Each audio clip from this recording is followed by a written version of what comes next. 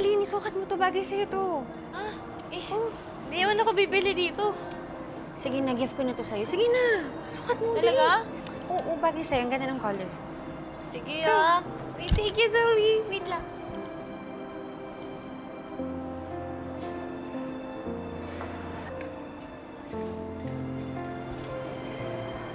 Zoe!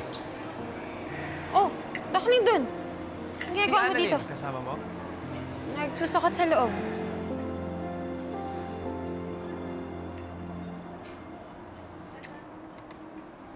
Zoe. Gusto sana kitang kausapin. Tungkol saan? Tungkol sa sekreto mo. Bakit mo naman i-bring up ngayon yun? Zoe, alam kong patay na si Ma'am Moira. And then si Doc Carlos is out of the picture. So, ibig sabihin, ako na lang nakakaalam ng sekreto mo. Na hindi ka tutungtan. Anong problema mo? Anong gagawin mo? Iba-blackmail mo ako? Gusto kong kalimutan kung ano yung alam ko. Okay? Nakikita ko na okay kayo ni Annalyn. At ayokong masira kung ano meron kayo ngayon kapag nalaman niyo kung ano yung totoo. Oo, ako rin naman eh. Ayoko magkaaway kami ni Annalyn. Zoe, nung namatay si Ma'am Moira, nabalitaan ko na he tried to stab Annalyn. Totoo ba yun? Oo. Pero I was lost. I felt like the world abandoned me. My emotions took over me. Pero naghahanap lang ako ng masisisi nun. Pero na-realize ko na wala naman akong dapat ibang sisihin, kundi yung mami ko. Kaya nga ako nakipagbati kay Annalyn eh. Kaya please, kalimutan mo na yung sekreto ko. Please. Zoe, okay ba suot ko? Doc, Dok, ang ginagawa mo dito? may binili lang ako. Eh, nakita ko si Zoe, so...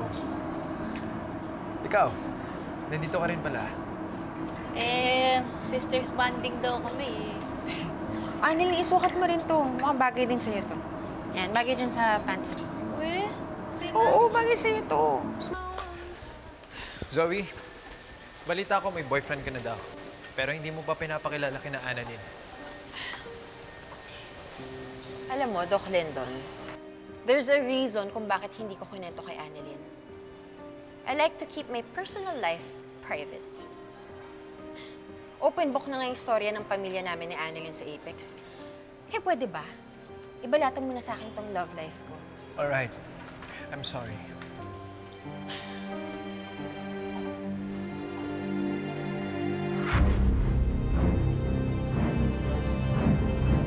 Are you okay?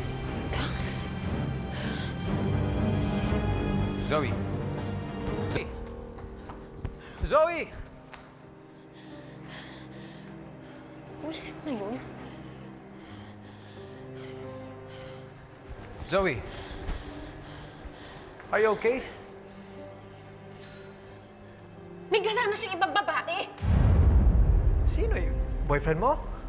Are you sure siya yun? Yes, I'm not making things up! Nandito pa nga yung babae, oh. Nakaupo siya, tapos inakbayin pa niya yung babae. Alright. Sigurado ako maraming CCTV cameras dito. Kung gusto mo, pumunta tayo sa security office para ma-check natin sa CCTV kung siya talaga yung boyfriend mo.